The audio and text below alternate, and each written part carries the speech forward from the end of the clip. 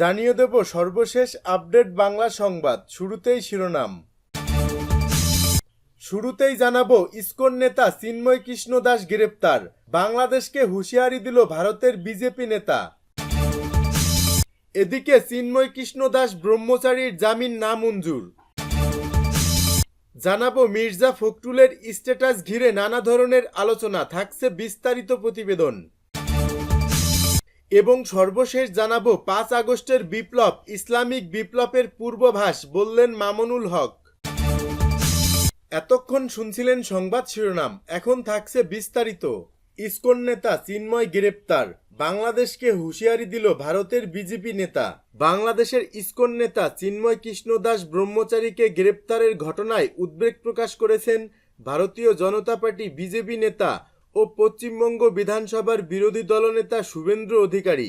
তিনি বলেন, গ্রেপ্তারের খবরে তিনি বিচলিত ও চিন্তিত। সোমবার পশ্চিমবঙ্গের শাসক দল তৃণমূলের জাতীয় ওয়ার্কিং কমিটির মিটিং শেষে সাংবাদিকদের তিনি একথা বলেন। মঙ্গলবার ভারত বাংলাদেশ সীমান্তে অবরোধ ও বিক্ষোভের ডাক দিয়ে শুভেন্দু বলেন, চিন্ময় কৃষ্ণ দাস ব্রহ্মচারীর গ্রেপ্তার বাংলাদেশের হিন্দুদের অস্তিত্বের জন্য আশঙ্কাজনক। আমরা তার নিঃশর্ত মুক্তি দাবি করছি। তিনি সংবাদ মাধ্যমকে বলেন, আমরা আগামীকাল বাংলাদেশ ডেপুটি হাইকমিশন ও ভারত বাংলাদেশ সীমান্তে বিক্ষোভ দেখাবো। কৃষ্ণদাস ব্রহ্মচারীকে 24 ঘন্টার মধ্যে মুক্তি দিতে হবে। এদিকে পশ্চিমবঙ্গের মায়াপুরে ইসকন কার্যালয় থেকে জানানো হয়েছে, 2 বছর আগে চিন্ময় কৃষ্ণ দাসকে তাদের ইউনিট থেকে বহিষ্কার করা হয়। এরপরই তিনি বাংলাদেশে ইসকনের নামে কাজ করতেন। এর আগে সোমবার দুপুরে ঢাকা বিমানবন্দর থেকে আন্তর্জাতিক শ্রীকৃষ্ণ ভাবানামৃত সংঘের নেতা চিন্ময় কৃষ্ণ দাসকে গ্রেপ্তার করে বাংলাদেশ পুলিশের বিশেষায়িত গোয়েন্দা শাখা ডিবি। চিন্ময় কৃষ্ণ দাস আলোচিত হিন্দু সংগঠন ইসকনের অন্যতম সংগঠক। তিনি সনাতন জাগরণ মঞ্চের মুখপাত্র হিসেবেও দায়িত্ব পালন করেছেন। সনাতন ধর্ম অবলম্বীদের কাছে তিনি চিন্ময় প্রভু নামে পরিচিত। উল্লেখ্য, গত 30 অক্টোবর চট্টগ্রাম নগরীর কোতোয়ালি থানায় চিন্ময় কৃষ্ণ দাস সহ 19 জনের বিরুদ্ধে মামলাটি দায়ের করা হয়। জাতীয় পতাকা অবমাননার অভিযোগে রাষ্ট্রদ্রোহের আইনে এ মামলা দায়ের হয়।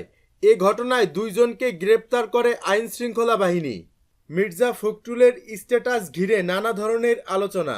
বিএনপির মহাসচিব মির্জা ফখরুল ইসলাম আলমগীরের একটি ফেসবুক স্ট্যাটাস ঘিরে নানা ধরনের আলোচনা শুরু হয়েছে। রোববার রাতে নিজের ভেরিফাইড ফেসবুক প্রোফাইলে তিনি এই স্ট্যাটাসটি দেন।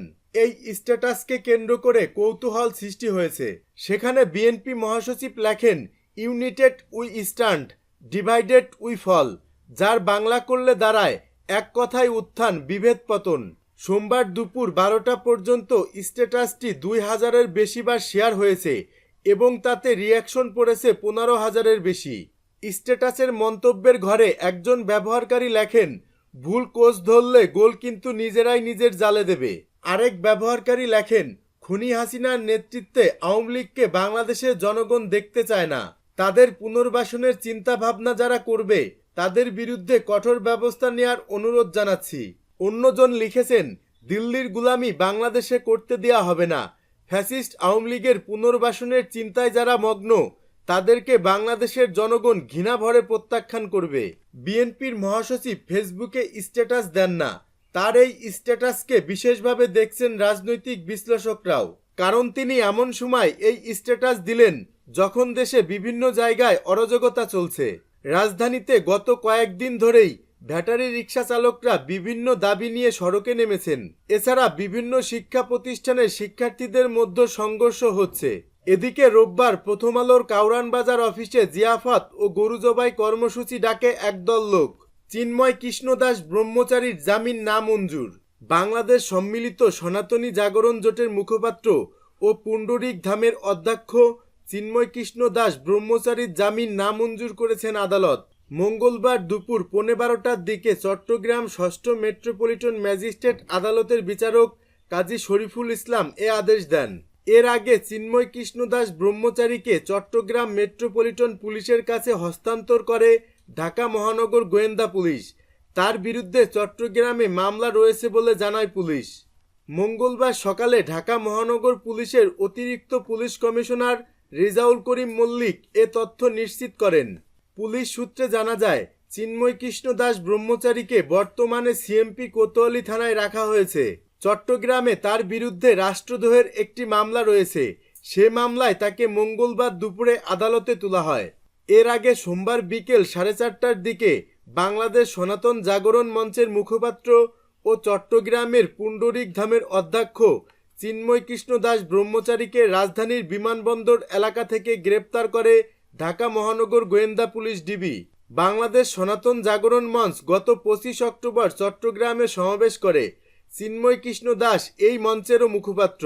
ওই সমাবেশের পরপরই চিন্ময় কৃষ্ণ দাসের বিরুদ্ধে জাতীয় পতাকা অবমাননার অভিযোগ এনে চট্টগ্রামে একটি রাষ্ট্রদ্রোহের মামলা করেন বিএনপি নেতা ফিরোজ খান। সম্প্রতি বাংলাদেশ সনাতন জাগরণ মঞ্চ ও বাংলাদেশ সমন্বিত সংখ্যালঘু জোট নামে দুটি সংগঠন বাংলাদেশ সম্মিলিত সনাতনী জাগরণ জোটের ব্যানারে কর্মসূচি পালন শুরু করে। নতুন এই জোটের মুখপাত্র করা হয় চিন্ময় কৃষ্ণ দাসকে।